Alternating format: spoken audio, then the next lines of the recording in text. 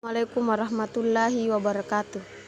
Sebelum memulai, marilah kita panjatkan puji dan syukur kita hanya kepada Ilahi Rabbi.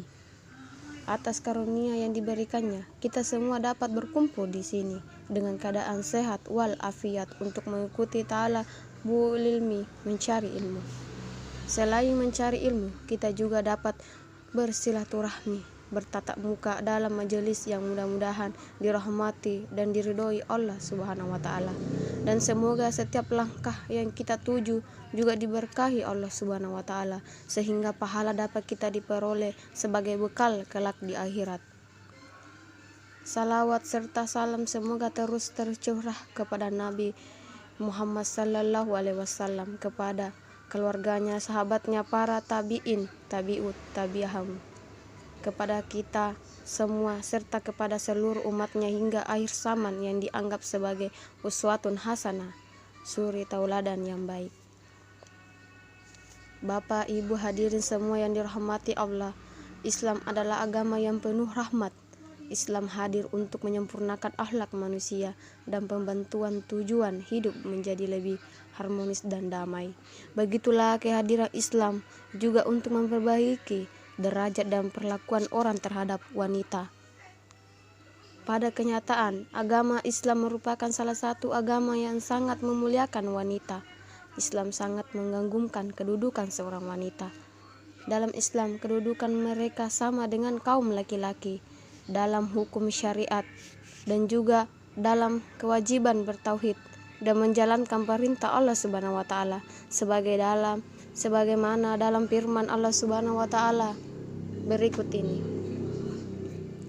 Wa man ya'mal missalihati min sakari aw unsyaha wa huwa mu'min fa laika yadkhawanal qayam, yang artinya, barang siapa yang mengerjakan amal saleh baik laki-laki maupun perempuan sedang dia orang yang beriman, maka mereka itu akan masuk ke dalam surga dan mereka tidak dianiaya walau sedikit pun.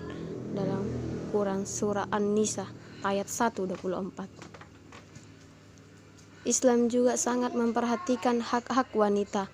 Allah juga menjaganya dengan hukum dan syariat yang melindungi mereka dari sifat-sifat lelaki yang suka merendahkan dan melecehkan mereka.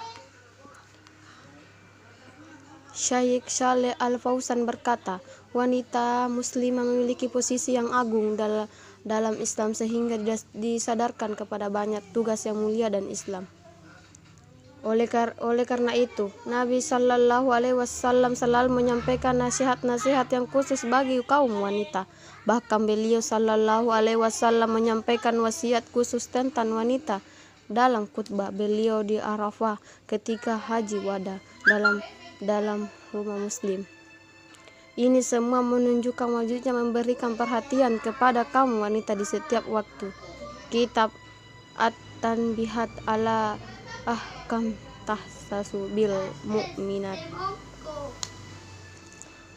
Adapun tugas dan peran penting wanita, begitu mulianya tugas dan peran wanita bagi keluarga dapat dilihat dari peran dan posisi mereka dalam keluarga. Dalam keluarga, ibu atau wanita merupakan sekolah pertama pendidikan dan juga motivator utama bagi generasi penerus Islam.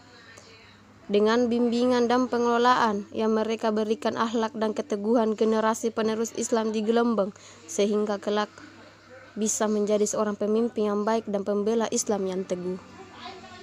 Syekh Muhammad bin Shalih Al-Utsaimin berkata, sesungguhnya kaum wanita memiliki peran yang agung dan penting dalam memperbaiki kondisi masyarakat. Hal ini dikarenakan upaya memperbaiki kondisi masyarakat itu dicapai dari dua sisi.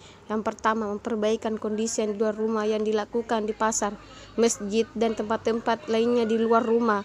Yang diperbaiki ini didominasi oleh kaum laki-laki karena mereka orang yang beraktivitas di luar rumah. Yang kedua, perbaikan di balik dinding di dalam rumah yang dilakukan dalam rumah.